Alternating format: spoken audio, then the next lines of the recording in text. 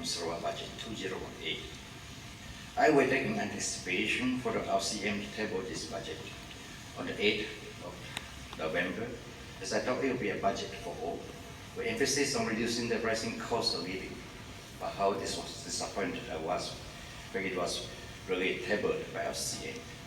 LCM did table an 8.226 billion budget for 2018, but sadly it wasn't a budget for the many, as most Sarawakian can't see what is it in it for them at all. LCM got mega projects, and got to impress the people by showing how tech savvy it is, talking about digital economy and e-commerce, high-speed internet, LRT project, and Sarawak Pay. He forgot that Sarawak needs a caring government that take care of the people, especially the poor and the less privileged first, before we embark on other agendas. Yes, we have a rich state government, but how about our folks? With the implementation of GST and the devaluations of the ringgit, the so-called rationalization of the BM, the subsidy for fuels, cooking oil, sugar, and even flour were cut. Many are finding it difficult to keep up with the rising cost of living. While announcing the 8.226 billion budget, the LCM addressed the issues of rising cost of living. The late CM Tok Nang is remembered for his many people-centered policy during his tenure as CM of Sarawak. Among his most notable contributions is that he revised the electricity tariff structure for the domestic, commercial, industrial sectors to cushion the rising cost of living for the people. He has also abolished payment of certain banquet rents, which have brought a huge impact to the people. During his stint as a CM, he has implemented people-friendly policy. He won the heart of Sarawakian, especially those in urban areas, through mostly the abolishment of tolls for the bridges, acceleration of the development in sub-urban areas, as well as reducing the premium payments for agricultural residential land. This is the kind of leadership that Sarawakian put their faith are willing to work together with. Penang government and Selangor government are giving out assistance to help people struggling against rising cost of living, although the budget is only 1.3 billion and 3.12 billion respectively. The LCM give any talk to students who are accepted into vocational schools and local university by giving X to them. Therefore, the Penang government does with 300 for vocational students and 1,000 for college students. How about the senior citizen aid and healthcare services for family with household incomes of 5,000 and below? And 300 in childcare assistance for mothers with children below 6 years old. Penang also give 400 cash voucher for fishermen along with free net twice a year. How about Sarawak, Tuan Speaker? The Selangor government has the heart for the poor as well by addressing cost of living and affordable healthcare into the budget 2018. The scheme Peduli Sihat, or medical healthcare coverage to address the rising cost of living for the B40 income group, which cover approximately 1 million people with incomes of 3,000 and below. The Selangor government announced a new program in its 2018 budget dubbed Kasih Ibu Smart Selangor Kids, which provide a monthly assistance of 200 for food supply to mothers whose families' income is below 2,000. How about Sarawak, Tuan Speakers? Or did the CM address about the ever worsening business environment in Sarawak since the implementation of GST? While Penang and Selangor government table a budget to reduce the impact of the rising cost of living for the people on the street and the families struggling to stay afloat, what do we have for Sarawakian, Tuan Speaker? The Chinese have a simple saying, 不一样就是不一样. There's no comparison. Tuan Speaker, Sarawakian would like to see the CM taking care of the ordinary people, the men and women on the street, and working families, and not taking care of the mega project that may not be viable and also has the LLT. Bear in mind that the development fund account, as per Command Paper 7 of 2017, we can see that it will be reduced to 952 million in 2018 from 5.339 billion in 2015. With 8.22 billion budget, why can't Sarawak government emulate the Penang and Selangor government in tackling the rising cost of living for the less fortunate and table a budget for all? Tuan Speaker, a good budget is more than just numbers or the result we hold, but how it affects and helps the people to be financially independent, care for the less privileged, and be able to achieve a balanced distribution for all sectors of society through the government ministry. There has been an over-centralization of power and fiscal allocation in the hand of the Chief Minister, and get the BA lawmaker to not utter words or concern or cast any doubt on the distribution of powers, and that's why the Rakyat have placed all the hope on the opposition Wakil Rakyat to speak up for them in this Taiwan. Tuan Speaker, in 2018 state budget, out of the estimated operating expenditure of 2.48 billion, 26% or 646 billion was allocated to the 3 ministries headed by the Chief Minister, leaving the remaining to be shared by the other 9 ministries.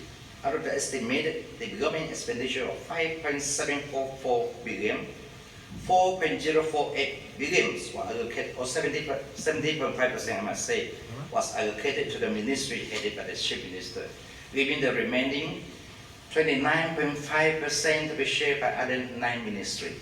Such concentration of powers defy the principles of economic efficiency and accountability, and maybe that's why we are still one of the poorest state in the country.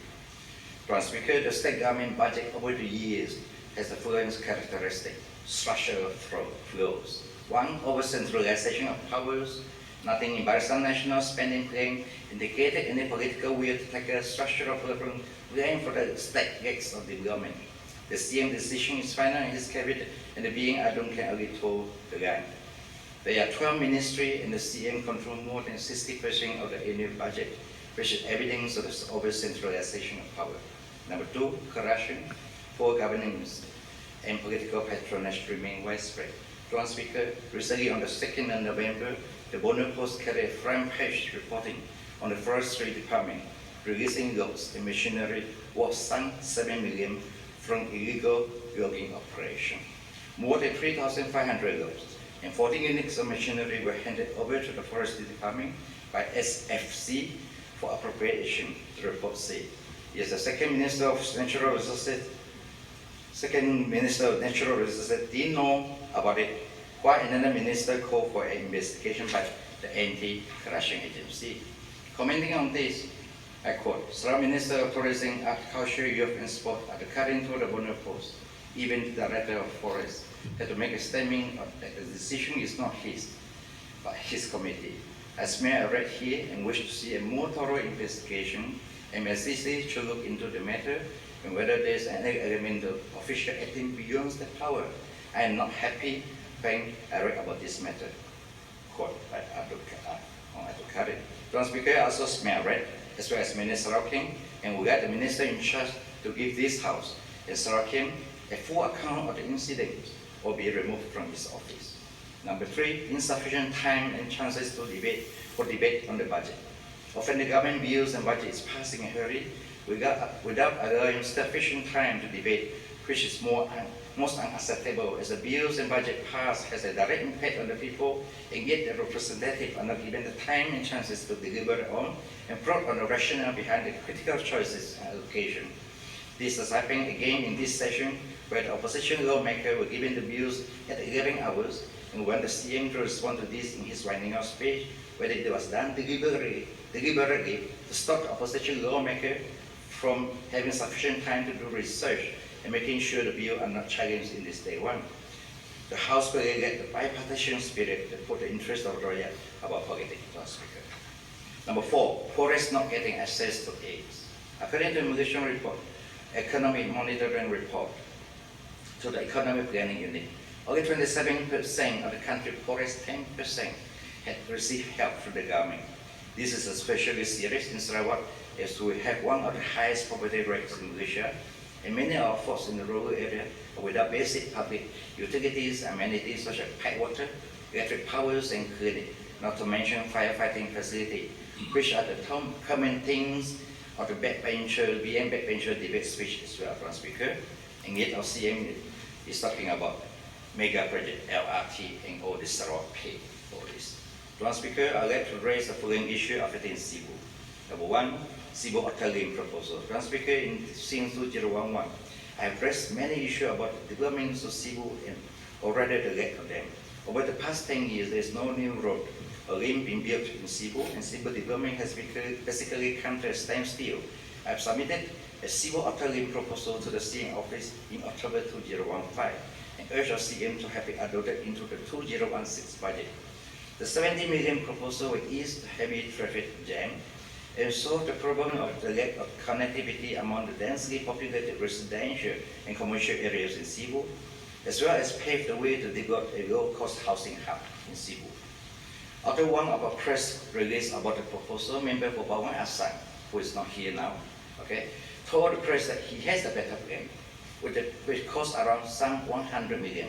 But until today, Draft Speaker, we have not seen his plan at all.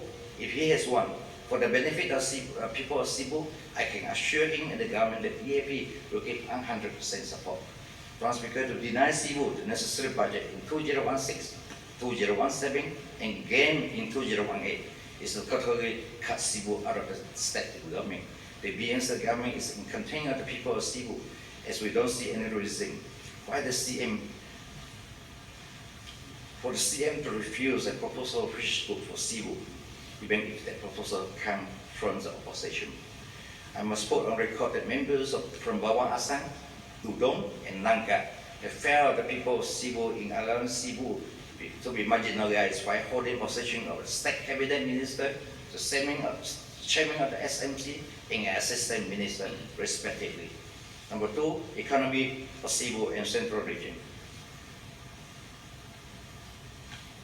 One Speaker, over the past decade, we've seen Cebu slipped from the last quarry of timber hub in Sarawak, the town which owns the most number of Sarawak local banks, the second biggest town in Sarawak, and even was hit with the smaller town in Central Region of Sarawak, such as Soreke, Meradong, Kanawit, Pekan, Julao, and Segangau.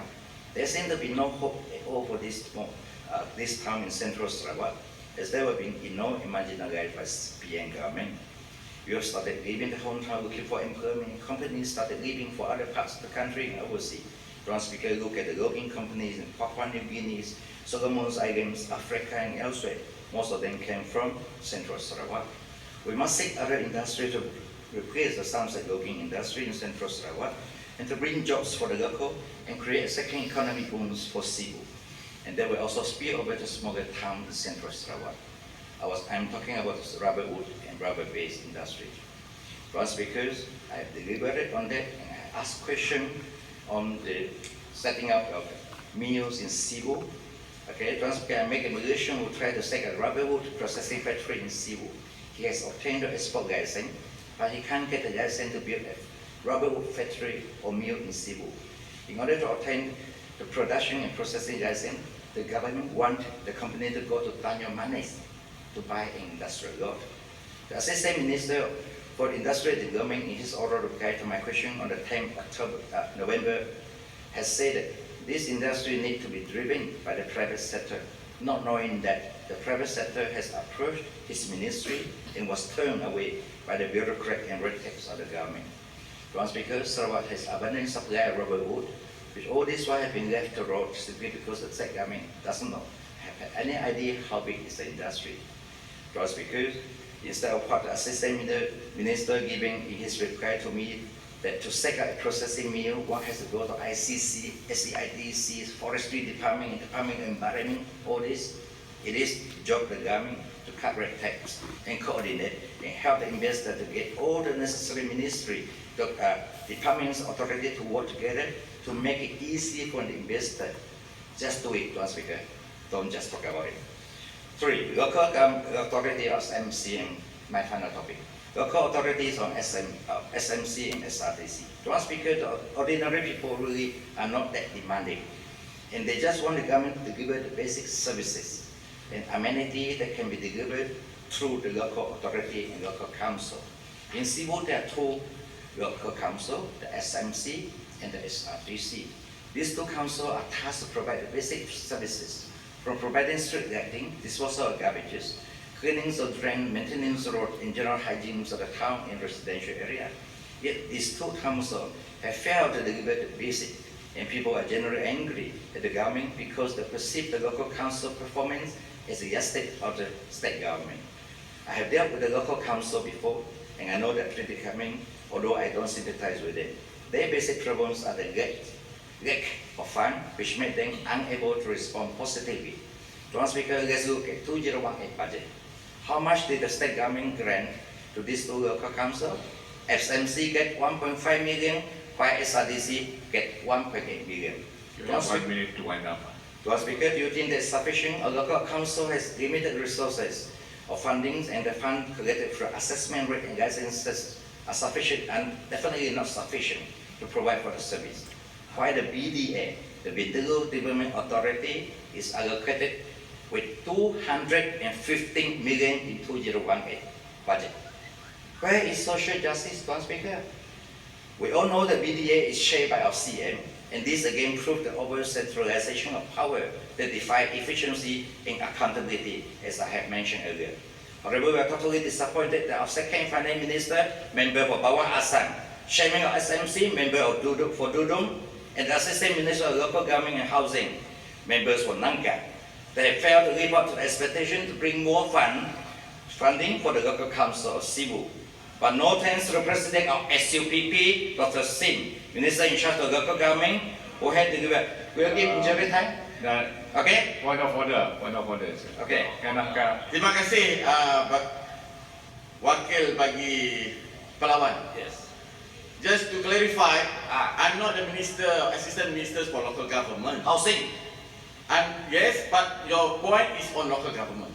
And you mentioned that I'm the Minister of Local Government. No. Last Speaker, I said 3 of the members from Cebu. One is a minister, one is the SMC Council chairman, one is not local government. It's not local government. No, it's not local government. You are the wakil from Cebu, fight for Cebu. Okay. For Christ. Okay? Fight for funding Cebu, you know the problem. I have been to you several times.